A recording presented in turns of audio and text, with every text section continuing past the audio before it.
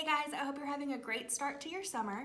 I'm going to show you all of the first grade math updates that we've been working really hard on. So one of the first things that I want you to know are all of the units have been updated and the order in which we teach them have been updated. You will notice that we're going from 17 units that we taught last year to 11 units this year. The standards have not changed, but what we did is we integrated and combined a lot of the standards to make a more comprehensive unit that's a lot easier to teach. So when you go to find your standards or what you need to teach, you're always going to go to the year at a glance. Everything has been linked for you.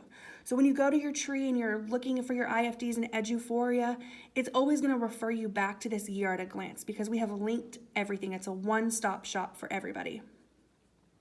In your year at a glance, you're going to see the weeks and the units. When you click your unit, it's going to open you right up to the IFD. Also on your year at a glance, you're going to find your mid-unit checks, your unit tests, your rubrics, the district assessment calendars, and these new awesome lesson guides. So if you click your IFDs to open them up, you're going to see a little bit of a change. One of the things that you're going to notice are the standards that have been put in place for you are only the focus standards for that unit. We did not include the spiral standards in the IFDs because that's expected for teachers to continually spiral those standards as needed. One of the other things that you're going to see on the YAG are these lesson guides. So they are linked in 3 different places. You can click your standard, the lesson guide underneath the student outcomes, or if you're looking through your IFD, you will notice that certain standards have the lesson guides linked. The lesson guides are a step-by-step process of how to teach specific standards.